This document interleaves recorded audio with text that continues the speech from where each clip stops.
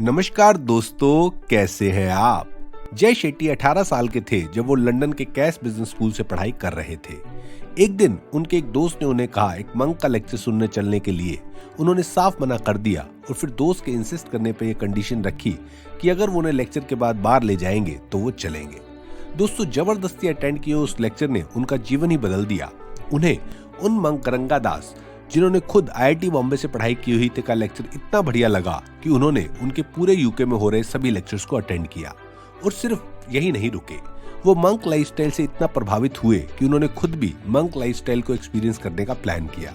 और 4 साल जब वो पढ़ाई कर रहे थे, अपने सभी समर हॉलीडेज और दूसरे हॉलीडेज इंडिया में मुंबई के एक आश्रम में मंक बनकर बिताए। लंदन से पढ़ाई खत्म करने के बाद वो मुंबई में आश्रम में शिफ्ट हो गए और पूरी तरह से मंक लाइफस्टाइल को अपना लिया। सुबह 4 बजे उठना, घंटों मेडिटेशन करना, फिर कम्युनिटी सर्विस करना, डिटेल में इंडियन वैदिक स्क्रिप्चर्स को पढ़ना। करीबन 3 साल उनका यही रूटीन रहा, जिसके बाद उनके मंक गुरु ने उन्हें कहा वापस लंदन जाने के लिए और अभी तक ली हुई नॉलेज को शेयर करने के लिए। उनका इनिशियल रिएक्शन ना था, पर उन्होंने फाइनली गुरु का सजेस्ट किया हुआ पाथ चूज किया।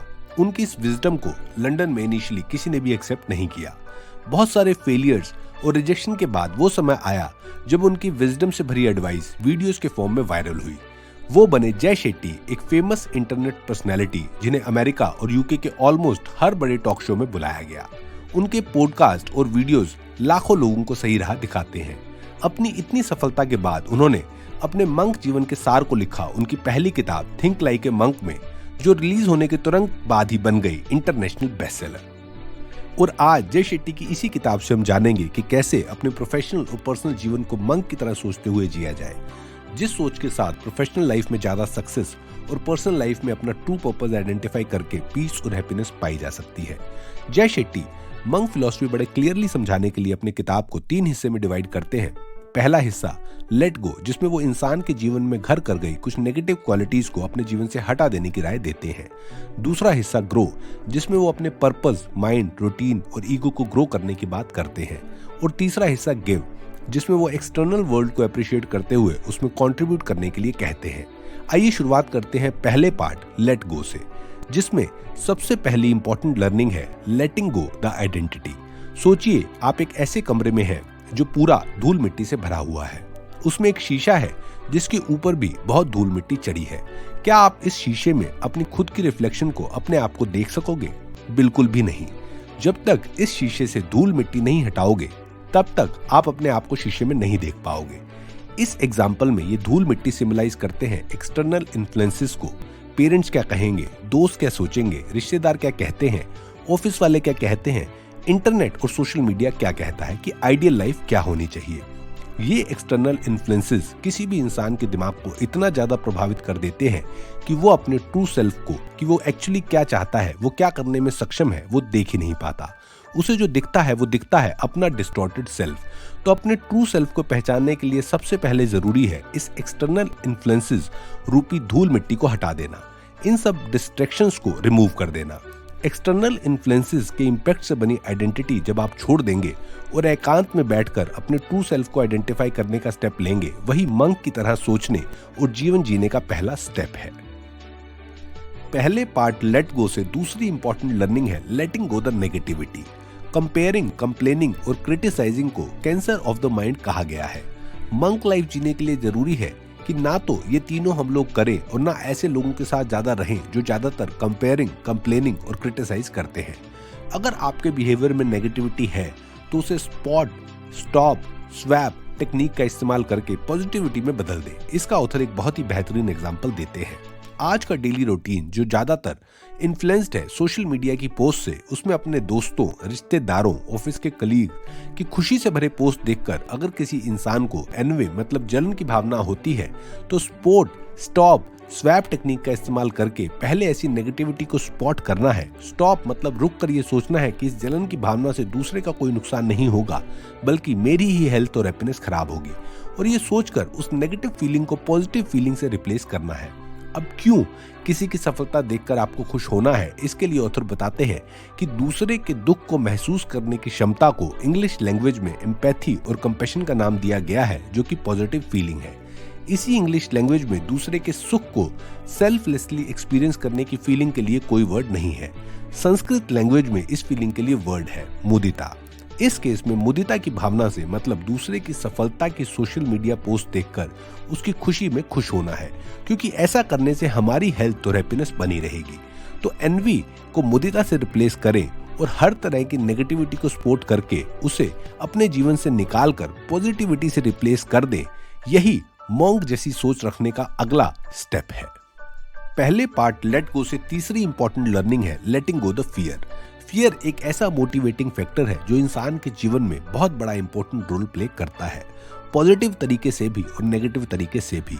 Fear of poverty, fear of failure, fear of rejection, fear of missing out, fear of change, fear of death. अगर पॉजिटिवली फियर का इस्तेमाल किया जाए तो ये आपको आपका ट्रू पोटेंशियल फुलफिल करवा के आपको सफलता की ऊंचाई तक पहुंचा सकता है। और दूसरा, नेगेटिवली फियर से डर के ये आपको कुछ भी सही करने से रोक सकता है, आपका ट्रू पोटेंशियल अचीव करने से रोक सकता है। एक बेहतरीन एग्जाम्पल ऑथर देते हैं। एक एक्सपेरिमेंट के तहत साइंटिस्ट ने एक ऐसा क्लोज जोन क्रिएट किया जिसमें कई पेड़ लगाए गए, न्यूट्रिएंट रिच मिट्टी में पेड़ के बीज बोए गए, बिल्कुल क्लीन वाटर उन्हें दिया गया, पोल्यूशन फ्री एनवायरनमेंट मिला और नेचुरल लाइट भी मिली। साइंटिस्ट ने देखा कि ये सब करने की वजह से पेड़ बहुत तेजी से ग्रो कर रहे हैं और उन्होंने ये मान ही लिया था कि उनका एक्सपेरिमेंट सफल हो चुका है। तभी साइंटिस्ट ने ये ऑब्जर्व किया कि एक सर्टेन हाइट अचीव करने के बाद पेड़ गिरकर टूटने लगे। शुरू में साइंटिस्ट पेड़ गिरने के रीजन नहीं समझ पाए, पर स्टडी करने के बाद उन्हें पता चला कि उनके इस एक्सपेरिमेंट में पेड़ों की एक्चुअल ग्रोथ के लिए एक बड़ा इंपॉर्टेंट फैक्टर मिसिंग था, और वो था विंड, तेज हवा जो पेड़ों पे दबाव बनाती है, स्ट्रेस क्रिएट करती है। वो एक्चुअली उनकी ग्रोथ के लिए बहुत जरूरी है, क्योंकि वो उनकी जड़ों को धीरे धीरे स्ट्रॉन्ग बनाती है। सिमिलरली फियर या डर लगने वाले कारणों से होने वाले स्ट्रेस को अगर हम पॉजिटिवली लेंगे तो वो हमें ग्रेजुअली स्ट्रॉन्ग बनाएगा और हमें हमारा ट्रू पोटेंशियल अचीव करने में मदद करेगा। तो इस फियर को, जो हमें हमारा ट्रू पोटेंशियल अचीव करने में कोई मदद नहीं करता, उन्हें हमें अपने जीवन से निकाल देना है और उन फियर को एक्सेप्ट करना है जो हमें मोटिवेट करता है अपना ट्रू पोटेंशियल अचीव करने के लिए। पहले पार्ट लेट गो से लास्ट इंपॉर्टेंट लर्निंग है letting go the wrong intentions. दोस्तों, दूसरी इंपॉर्टेंट लर्निंग में ऑथर एक्सटर्नल इन्फ्लुएंसेस को रिमूव करके अपने ट्रू सेल्फ को पहचानने और आप एक्चुअली जीवन में क्या चाहते हैं ये डिसाइड करने के लिए बताते हैं। इस लर्निंग में ऑथर कहते हैं कि हमें ये टेंडेंसी होती है कि हम एक्सटर्नल इन्फ्लुएंसेस को रिमूव करने के बाद भी सही से राइट इंटेंशन डिसाइड नहीं कर पाते। फॉर एग्जाम्पल, एक लड़की जिसका नाम रिया है, उसने सब एक्सटर्नल इन्फ्लुएंसेस को रिमूव करने के बाद ये डिसाइड किया कि वो ऑथर जय शेट्टी की तरह मंक बनेगी और सभी वैदिक स्क्रिप्चर्स पढ़ेगी जैसे जय शेट्टी ने पढ़े थे। अब दोस्तों, यहाँ पे भी वाई आता है, क्यों आता है। क्या रिया ऑथर जय शेट्टी की तरह बनना चाहती है क्योंकि वो एक इम्प्रेसिव अचीवमेंट है और वो भी उनकी तरह सोशल मीडिया इन्फ्लुएंसर बनना चाहती है, या रियली में उनका मंक बनने में इंटरेस्ट है और वो उस प्रोसेस से इम्प्रेस्ड है और उसको एंजॉय करना चाहती है। अगर तो वो बस आउटकम से इम्प्रेस है तो उसका ये इंटेंशन ठीक नहीं है। वो आउटकम तक पहुंचने को एंजॉय नहीं करेगी और शायद फिर आउटकम तक पहुंच भी ना पाए। तो उसे अपने इस इंटेंशन को लेट गो करना होगा और अपने आप से बार बार वाई पूछकर डिसाइड करना होगा कि वो कौन सा राइट इंटेंशन है जिसे वो परस्यू करना चाहती है, जिसमें वो अपना 100% दे पाएगी। तो दोस्तों, ये था think like a monk book का पहला पार्ट, जिसमें ऑथर अपनी रॉन्ग आइडेंटिटी को, नेगेटिविटीज को, अपने फियर्स को, रॉन्ग इंटेंशंस को लेट गो करने के लिए कहते हैं, मतलब छोड़ने के लिए कहते हैं। आइए अब इस बुक के बाकी 2 पार्ट भी देखते हैं। दूसरा पार्ट है अपने आप को ग्रो करने का। दूसरे पार्ट ग्रो से पहली इंपॉर्टेंट लर्निंग है ग्रोइंग योर पर्पस, जिसे ऑथर आपका धर्म या ट्रू कॉलिंग भी कहते हैं। इस इंपॉर्टेंट लर्निंग में वो उसे आइडेंटिफाई और पूरे जज्बे से परस्यू करने के लिए कहते हैं। इसके लिए वो एक कॉन्सेप्ट क्वाड्रेंट ऑफ पोटेंशियल की बात करते हैं, जो क्वाड्रेंट कुछ ऐसे है। क्वाड्रेंट 1 है जिसमें आपकी स्किल है पर पैशन नहीं। ज्यादातर नौकरी करने वाले इंसान इसी क्वाड्रेंट में आते हैं। क्वाड्रेंट 2 है जिसमें आपकी स्किल भी है और आप उस काम के लिए पैशनेट भी हैं। क्वाड्रेंट 1 से क्वाड्रेंट 2 में मूव करना मेजॉरिटी ऑफ लोगों का ड्रीम होता है। क्वाड्रेंट 3 ऐसी जगह है जहां रहना किसी भी इंसान के लिए वर्स्ट नाइटमेयर हो सकता है। ऐसे काम जिसमें आपकी स्किल भी नहीं है और वो आपका पैशन भी नहीं है। क्वाड्रेंट 4 ऐसे काम जिसके लिए आप पैशनेट तो हो पर आपके पास उसमें स्किल डेवलपमेंट के लिए समय ही नहीं है। अब ऑथर कहते हैं कि जब वो मंक लाइफ से वापस आए और उन्हें एक्सेंचर में जॉब मिला तो क्वाड्रेंट 1 में वो थे। अपनी नौकरी में उन्हें सब काम एक्सेल में करना होता था। शुरू में उन्होंने एक्सेल सीखा उतना जिससे उनका काम आसानी से चल सके, पर वो अपने एग्जिस्टिंग काम को लेकर पैशनेट नहीं थे। उनका स्किल और पैशन एक्सेल में नहीं बल्कि माइंडफुलनेस और मेडिटेशन में था। पर जॉब छोड़कर अपना स्किल और पैशन परस्यू करना रिस्की हो सकता था, जो हर इंसान के लिए होता है। तो उन्होंने अपने जॉब में रहते हुए ही अपने इमीडिएट बॉस को रिक्वेस्ट किया कि वो अपनी एग्जिस्टिंग टीम के लिए माइंडफुलनेस और मेडिटेशन की ट्रेनिंग ऑर्गेनाइज करना चाहते हैं। जो जब उन्होंने की तो उनकी ऑर्गेनाइजेशन को बहुत पसंद आई, इतनी पसंद कि उनकी ऑर्गेनाइजेशन ने आने वाले कंसल्टेंट्स की मीट में भी उन्हें मेडिटेशन और माइंडफुलनेस पे लेक्चर देने के लिए कहा, जो भी बहुत सक्सेसफुल हुआ। तो इस तरह उन्होंने अपनी एग्जिस्टिंग जॉब में रहते हुए अपने आप को क्वाड्रेंट 1 से क्वाड्रेंट 2 में मूव किया। अब जो इंसान क्वाड्रेंट 4 में आना चाहता है पर ये कहता है कि जिसके लिए वो पैशनेट है उसके लिए उनके पास समय ही नहीं है, तो जय शेट्टी कहते हैं कि उन्होंने अपनी कॉर्पोरेट जॉब में रहते हुए जॉब खत्म होने के बाद वाला समय इस्तेमाल करके वीडियोस बनाने शुरू किए।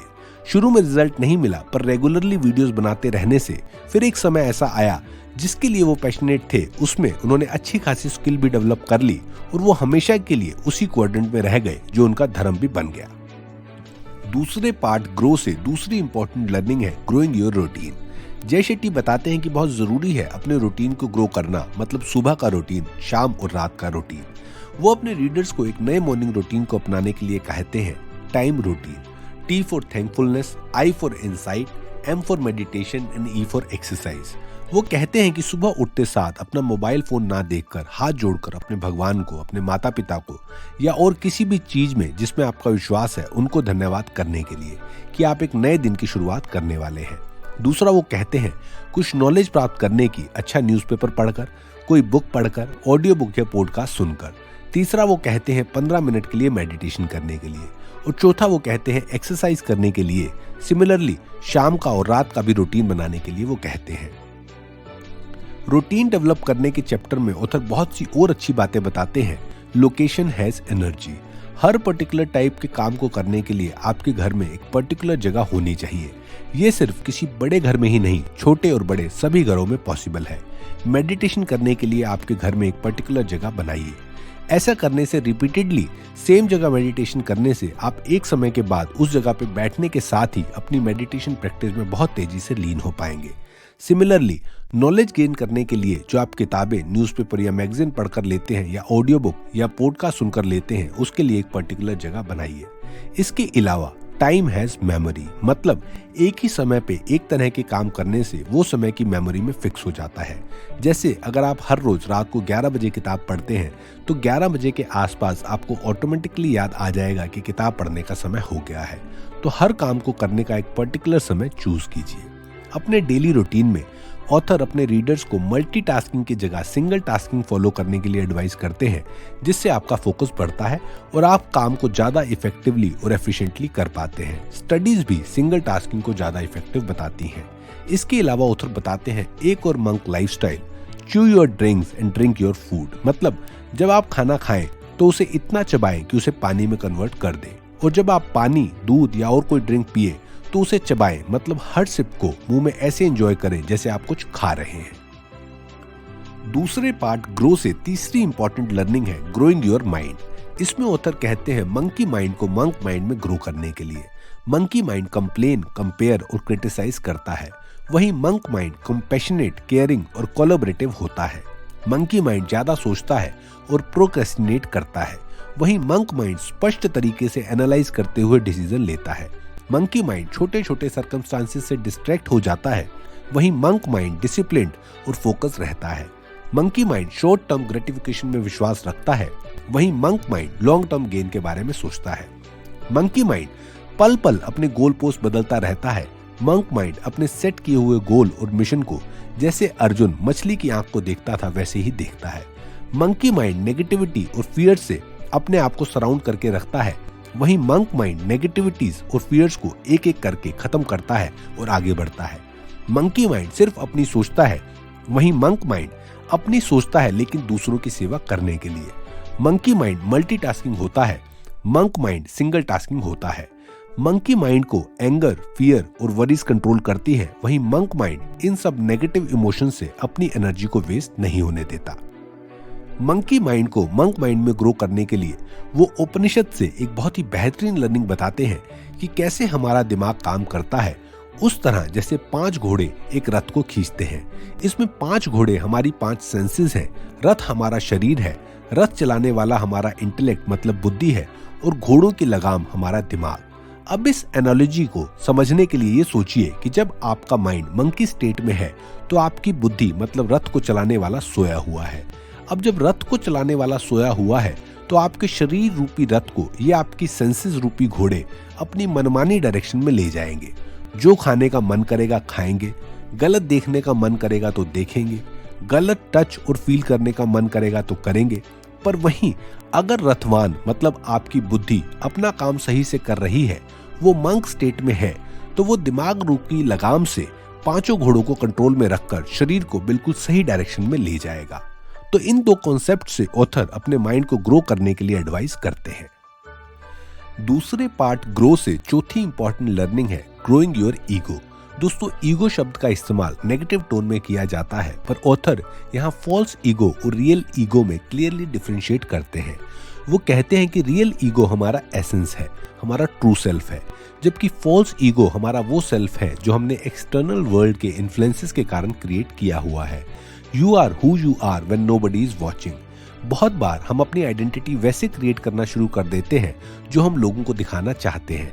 उसके लिए हम जो जानते नहीं उसको पता होने का नाटक करते हैं, जिसमें हमारा बिल्कुल विश्वास नहीं है या मानना नहीं है, उस पर विश्वास करने का हम नाटक करते हैं। मतलब दिखावे के लिए एक फॉल्स आइडेंटिटी अपनी बना लेते हैं, जिसे फॉल्स ईगो आप कह सकते हैं। ऑथर कहते हैं अपनी फॉल्स ईगो को खत्म करने के लिए और रियल ईगो मतलब ट्रू सेल्फ को ग्रो करने के लिए, इसके लिए एक बहुत ही बेहतरीन तरीका ऑथर बताते हैं कि अगर एक कप जिसमें पूरा पानी भरा हुआ है उसमें अगर और पानी डालोगे तो वो ओवरफ्लो ही होगा। रियल ईगो तभी ग्रो कर सकती है जब आप फॉल्स ईगो से भरे कप को खाली कर दोगे। जब कप खाली होगा तो उसमें आप पानी उसकी कैपेसिटी के हिसाब से भर सकते हैं। फॉल्स ईगो और रियल ईगो या सेल्फ एस्टीम में ऑथर बड़े क्लियरली कुछ डिफरेंस बताते हैं। फॉल्स ईगो डरती है कि लोग क्या कहेंगे, वहीं सेल्फ एस्टीम लोग क्या कहेंगे को बिल्कुल नहीं मानती। फॉल्स ईगो एक दूसरे से कंपैरिजन में विश्वास रखती है, वहीं सेल्फ एस्टीम या रियल ईगो में आप अपना कंपैरिजन सिर्फ अपने आप से करते हैं, मतलब अपनी गलतियों को सुधार कर खुद में सुधार लाते हैं। फॉल्स ईगो अपने आप को प्रूव करना चाहती है, वहीं सेल्फ एस्टीम या रियल ईगो सिर्फ खुद बनना चाहती है। उन्हें किसी को कुछ प्रूव करने की जरूरत नहीं होती। फॉल्स ईगो का मानना होता है कि उन्हें सब पता है, वहीं सेल्फ एस्टीम या रियल ईगो कभी भी किसी से भी कुछ भी सीखने को तैयार रहती है। फॉल्स ईगो प्रिटेंड करती है कि वो बहुत स्ट्रांग है, वहीं रियल ईगो या सेल्फ एस्टीम वल्नरेबल होना भी एक्सेप्ट करती है। फॉल्स ईगो चाहती है कि लोग उन्हें रिस्पेक्ट करें, वहीं रियल ईगो या सेल्फ एस्टीम अपने आप को रिस्पेक्ट करती है और दूसरों की रिस्पेक्ट करने में विश्वास रखती है। ऑथर कहते हैं रियल ईगो को ग्रो करने के लिए जो मंक जैसे सोचने के लिए बहुत जरूरी है। तो दोस्तों, ये था थिंक लाइक ए मंक का दूसरा पार्ट, जिसमें ऑथर अपने पर्पस, अपने माइंड, अपने रूटीन और अपनी रियल ईगो को ग्रो करने के लिए सजेस्ट करते हैं। आइए अब इस बुक के तीसरे और आखिरी हिस्से की तरफ बढ़ते हैं, जो है टू गिव। तीसरे पार्ट गिव से पहली इंपॉर्टेंट लर्निंग है ग्रेटिट्यूड। ऑथर बताते हैं कि जो इंसान अपने जीवन में मिली हुई हर चीज लिविंग और नॉन लिविंग को अप्रिशिएट करता है और उसके लिए धन्यवाद करता है, वो हमेशा खुश रहता है और मटेरियल और नॉन मटेरियल वेल्थ उसे एक न एक दिन मिल ही जाती है।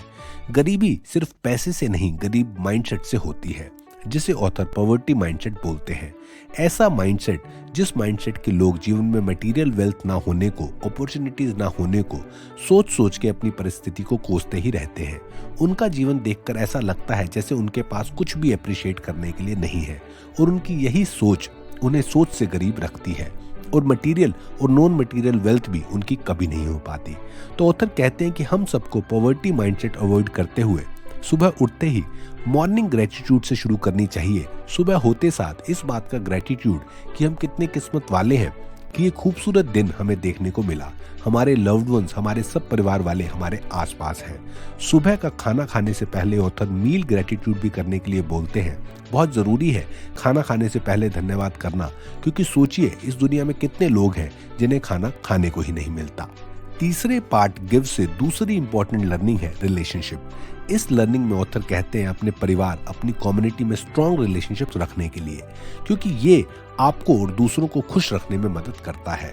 फर्दर वो कहते हैं कि आपका दूसरे इंसान को किया गया प्यार, उनकी रिस्पेक्ट हमेशा वापस आती है, डायरेक्टली भी और बहुत सारे केस में इनडायरेक्टली।